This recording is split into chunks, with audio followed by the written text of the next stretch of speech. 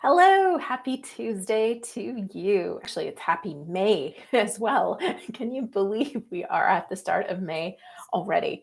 All right, so today we are going to be talking about getting that book done. 5 tips to just finally get your book written out of your head onto the page. So that's what we're going to cover today. I'm really excited.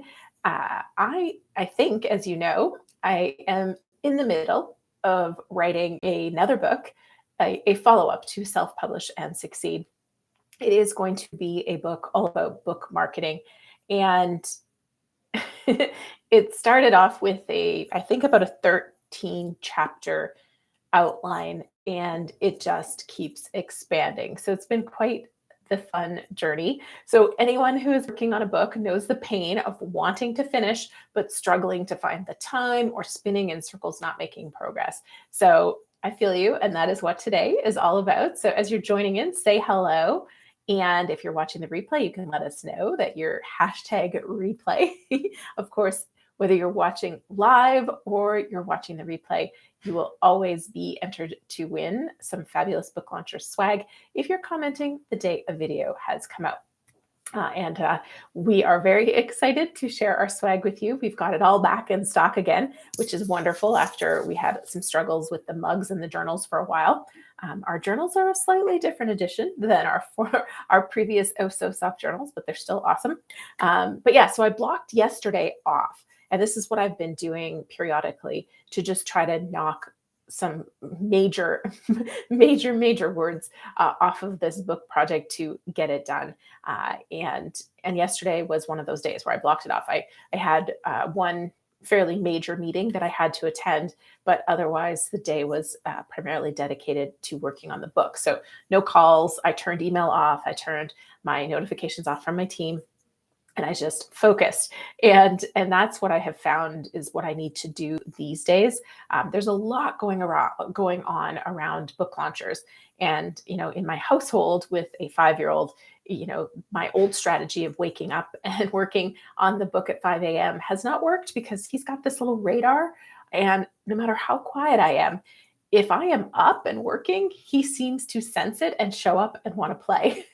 So the 5 a.m. strategy hasn't worked super well because I find I have to play with him for 30 to 45 minutes before I can then, say, hey, go do something else for a little bit. And then it's really hard to write with him around. So that was my old strategy. It's not working so well. So focus time has been what's working for me. But lots has been going on around book launchers too. And many people who own businesses or have busy careers and they're trying to write a book, they can relate with having so many pressing priorities that it can be hard to find time. So that's the first thing, is you have to find time. And then today I'm going to give you 5 tips to just get that book done. And the other thing I'm running into, so just, letting you know that I feel your pain if you're struggling a little bit, is this is a book about book marketing, and I'm really capturing all the things that we do at book launchers and putting it into a book. And what I found is we are constantly evolving, and we're testing and we're learning and we're revising. And so just in the last, 90 to 120 days, we have added things like a full author branding process, complete with an author branding guide that we're now using. We've been doing BookBub submissions, and now I'm testing BookBub ads. We have a researcher who's doing physical mailing addresses, and we're sending out books with letters and things like that. And this is on top of everything that we're already doing. And so even as I'm writing the book, I'm learning new things, and we're expanding our processes and finding things that are working and wanting to share that. So I'm also finding it challenging to stick to my outline because I'm going, ooh, where I need to add this. Oh, I need to tell people about this. So my book is getting fatter and fatter and fatter. All right, so let's see who's here today. Anthony, hello, welcome. It's so great to have you here. Efren, hello. He says Dunzo. So I'm thinking he means Dunzo because his book is off to the editor, which is so exciting, Efren. And I really should say his books, because if anybody can relate to the expanding words, it's you. Because my book, I was just telling the team, like, I'm not even halfway through the content that I want to put in the book, and I'm already at 43,000 words. So right now, this is shaping up to be a 90,000 word book, which is small compared to yours, Efren, but it has expanded because I was shooting for a 65,000, 70,000 word book when I started out on this. So we know how it goes, but I'm very excited for you. So congratulations, Efren. Jacques, great to have you here. Sean, hello, great to have you here live. And Poetry from the Heart, so great. So if you're listening, do say hello. There's also prizes for saying hello. And let's just dive into these tips. So number one is to lose the mindset that your book needs to be good when you're writing your book. Just forget about that and just set your sights on writing a bad first draft, or some people call it a vomit draft, and just focus on the first goal, which is getting the content out of your head and onto the page, because it can be paralyzing to be judging your content as it's coming out and to feel like you need to make this book spectacular, because you don't have to make the book spectacular, and it won't be on the first run. And that, frankly, is what editors are for. And going over it again after with a more critical set of eyes. But goal number one, bad first draft, get it out of your head onto the page. Try and get as much of the content out as you think needs to be there. And then you're going to send it off to, well, you'll probably read it one more time, and then you'll send it off to editors who are going to take it and go from good to great, or even from not so good to great. The evolution is pretty dramatic for most books. So lose that. That's tip number one. Lose that mindset that your book has to be good, and just get the content out. Number two is test different locations. We have options again. Things are open. And my go-to place for my first two books that I wrote was Starbucks. I don't know what it was about writing in a coffee shop, but I found my groove. I could focus. I put my headphones in. There was like the dull noise of what was going on in the background, but it wasn't anything I had to pay attention to. And for me, I really found my groove. Could have also been the Americanos that I drank while I was writing at Starbucks. But regardless, I found that was great. With book three, that wasn't an option. Starbucks was not open to people sitting in their cafes when I was writing that book. So that wasn't an option, and I wrote it at home, which was, I found, incredibly challenging. But with this book, I have just been writing it as though it's normal work day. So I'm writing it wherever I'm working that day, whether it's in my office or at my home office. And I've been thinking I should test out going to other locations, because I also know in the past I've found really great grooves working in airport lounges if there's a flight delay. Even sometimes in a hotel room, like there's no other distractions. I find a hotel room can be a great place. And I've shared in the newsletter that came out on Monday. If you aren't getting the newsletter, head over to booklaunchers.com and sign up for our launch letter. But if I shared that, there's a woman who found that taking cars into the car mechanics, the tire shop, I think it was actually, she found a great groove writing there. And she started to write there regularly, taking friends' cars in when they needed it. It just found her groove there. So test locations and really try to find a location that does have minimal disturbances, because you lose so much time and focus when you are disturbed. And so, this is for anybody in a busy office or at home with children. It is really important to try your best to not only turn off all the internet, notifications, cell phones, emails, all that stuff to focus, but also to let those around you know that if nothing is on fire, you shouldn't be disturbed.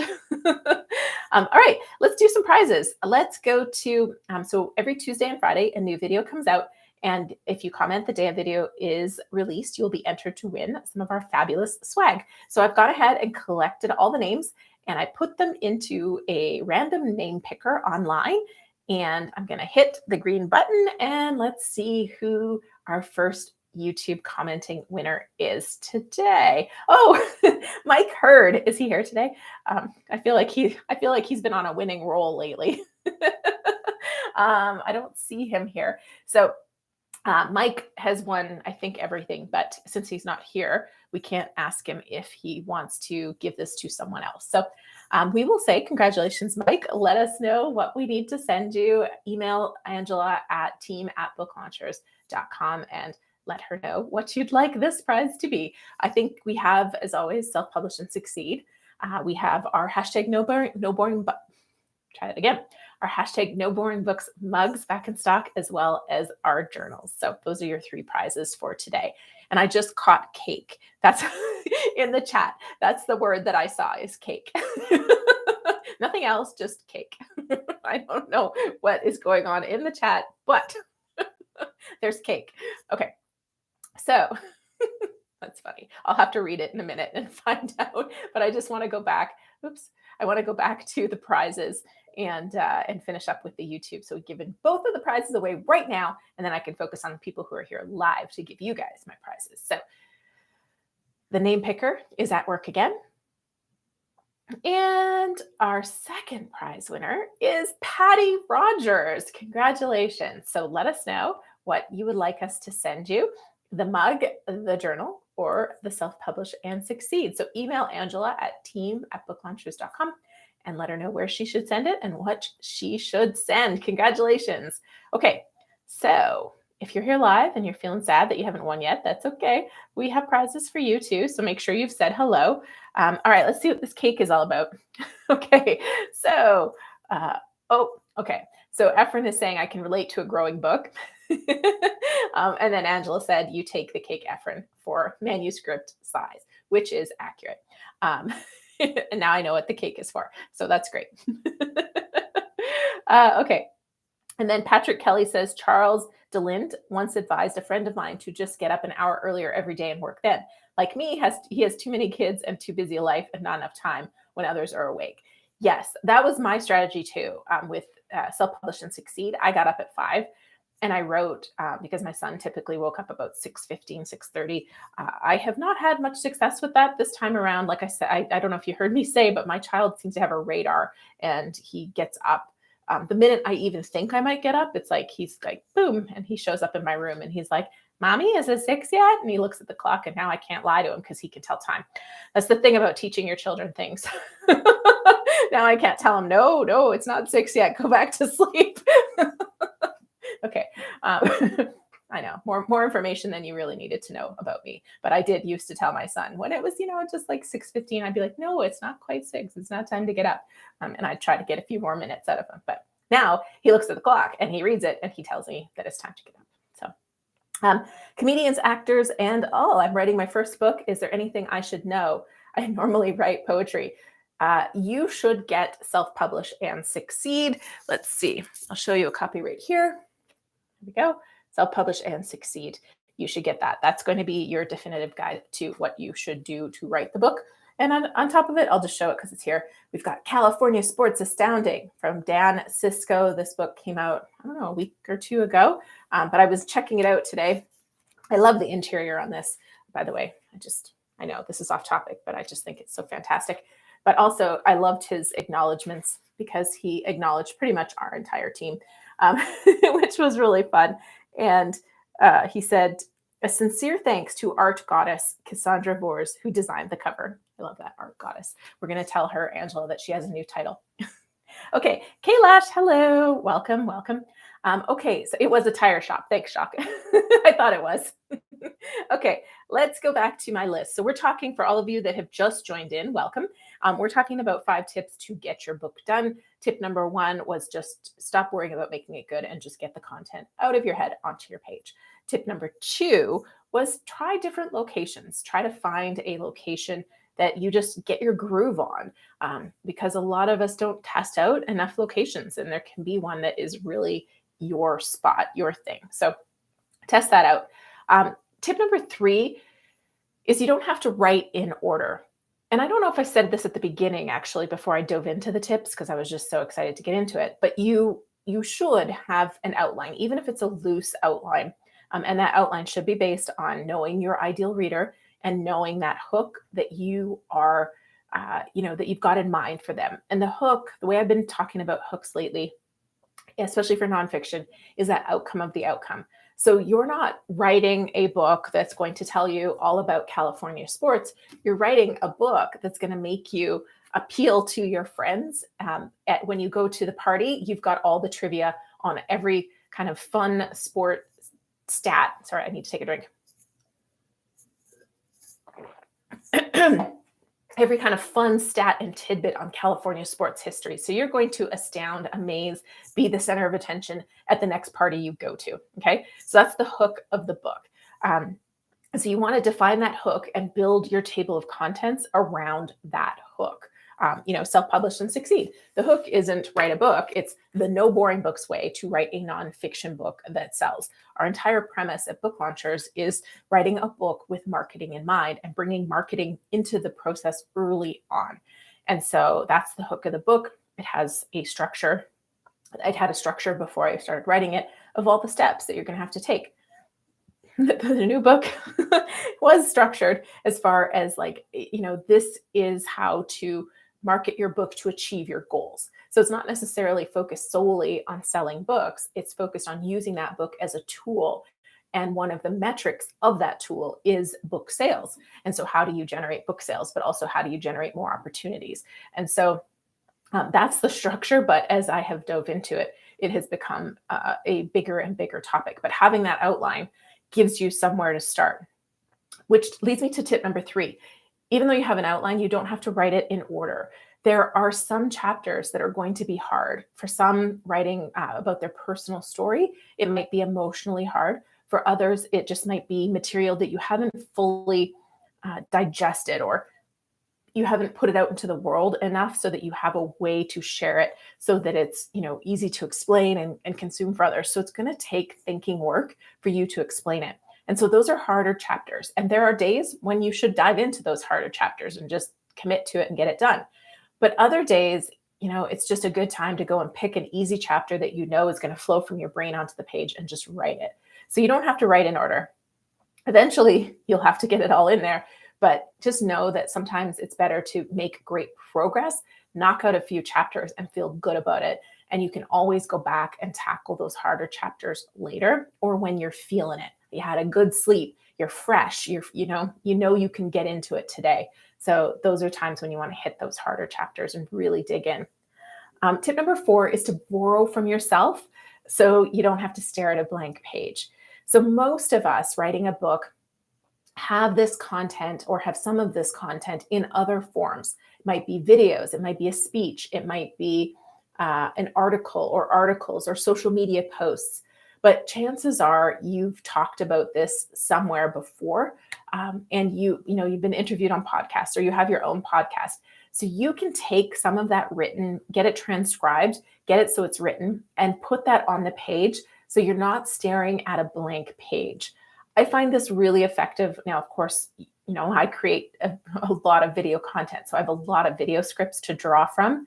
And I find that a very effective way for me to not stare at a blank page. So, and I was talking about this yesterday, or about this with the team today, that yesterday when I was writing, I edited one full chapter, and then I also wrote 9,200 or 9,300 words.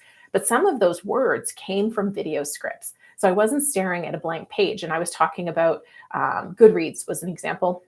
And I also was talking about Amazon categories as well as metadata. And so those were all topics from video scripts that I took. And in the end, there's actually not much left of that video script, but it allowed me to just stare at it and go, oh yeah, that's what I need to say. This is the story I need to add. This is the point I need to make. And having that script to draw from allowed me to hammer out a lot of content in what equated to about 4.5 hours of writing time.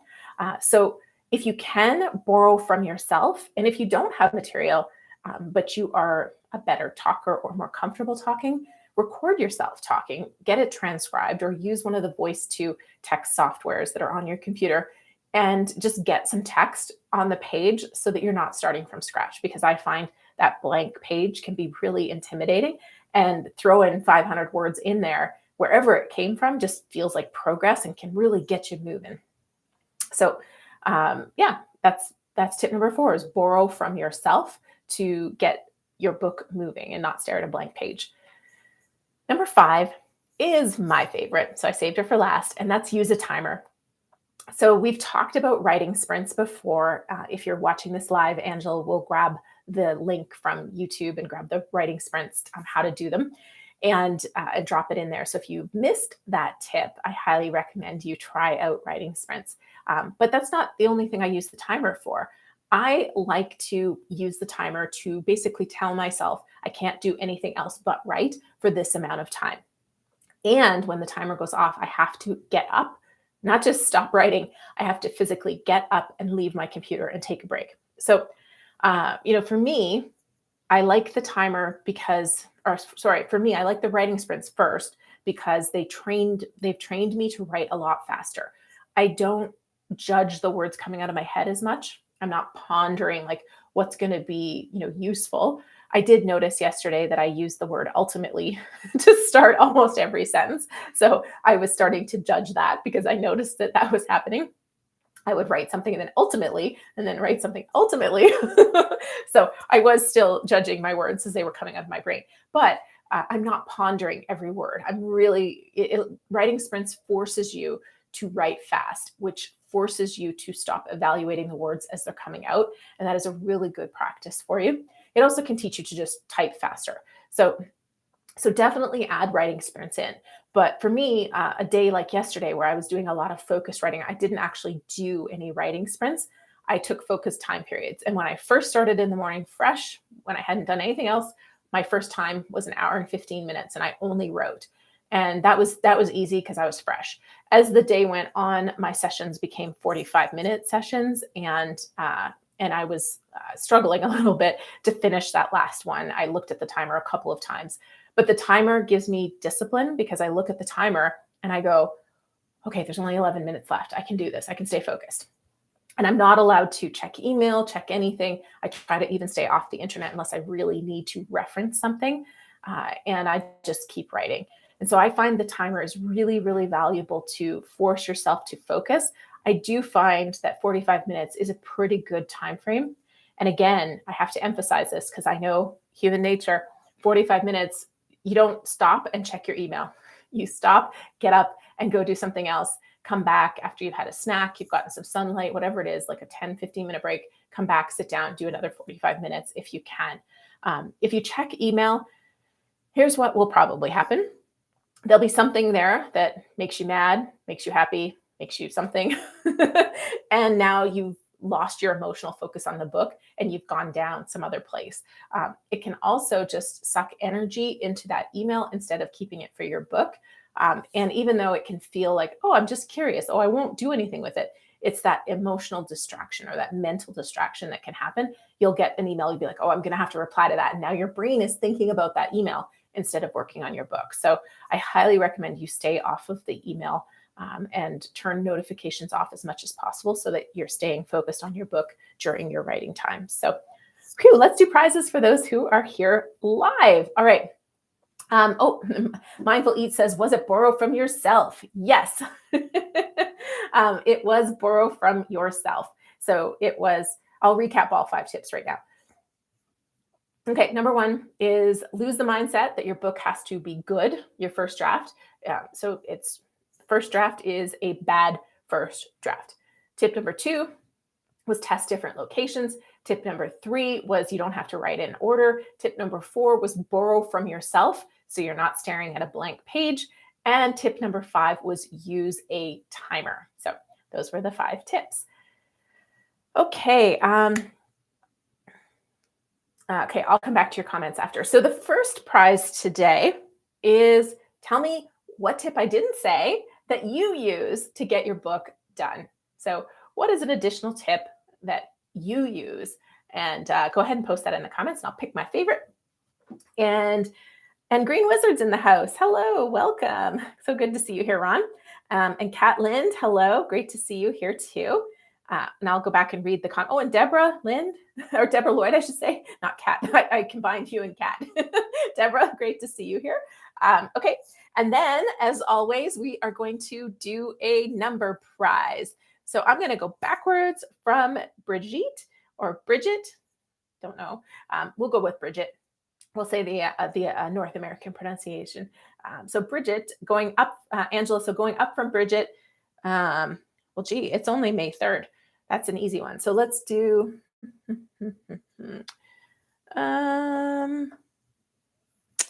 Let's I'm trying to think of another number.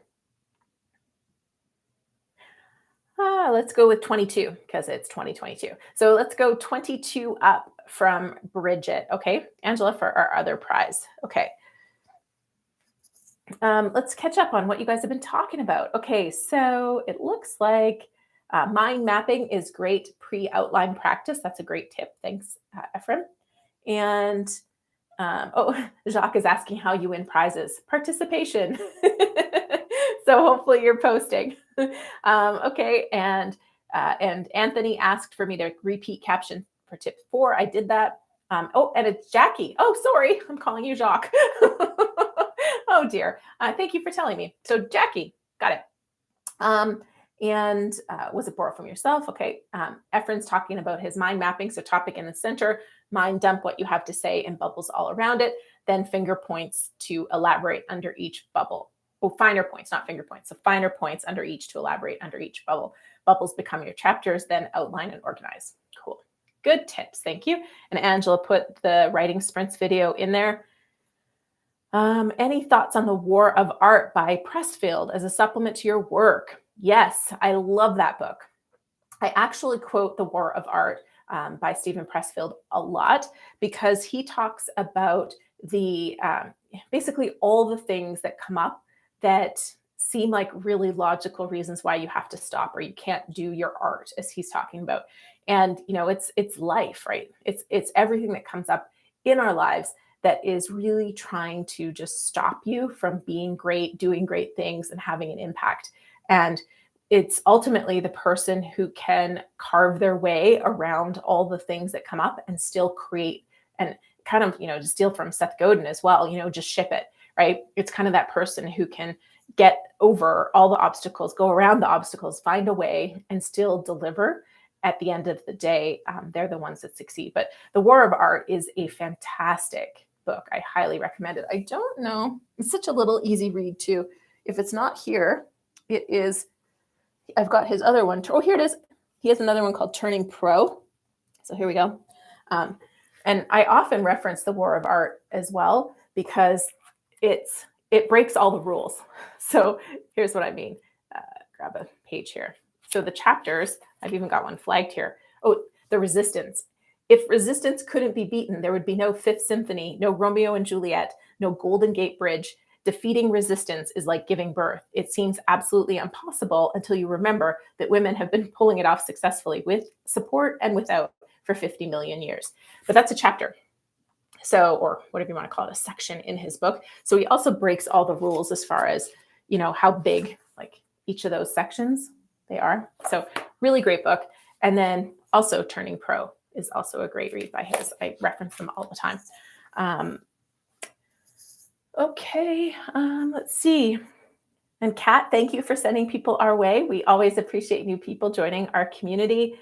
And Angela said, Jackie, I now know how to pronounce your name, so thank you. Jackie is the 22nd comment back. So, because we don't count Angela's comments. So congratulations. Let us know if you would like a copy of Self-Publish and Succeed. Or I don't have any of the other things here, I don't think. But we have an Oh So Soft journal or a hashtag No Boring Books mug where people have told me coffee, tea, hot chocolate, and I think somebody even said whiskey all taste better in the mug. So it is a powerful mug to have on hand if you don't have it. So let Angela know by emailing her at team@booklaunchers.com what you'd like. If you are outside of North America, we do have to send you Self-Publish and Succeed. We've had some customs issues with some of the other things. So we've just said outside of North America, we'll send you a copy of the book. Okay, and let's see. I got to go back to your guys' tips. So great tips. Writing a book now plus working full-time in a definite crunch. Yeah, I know the feeling. Music notes. Note to self, don't click on YouTube link while watching YouTube. Yes, that happens. that takes you out, doesn't it? Okay, so lose mindset locations. Oh, so Deborah was just recapping. Okay, let's see. I use the motivation of what will happen to mothers if I don't write my book. I love that. Focusing on your reader and the impact that you want to have on them when your book comes out is really powerful. And so if you're not writing your book, you're not getting it done, you're not having that impact. So that can be a really great way to motivate yourself to get that book out there and done. Mindful Eat says, to get words down, sit at my writing table and don't move until I write something.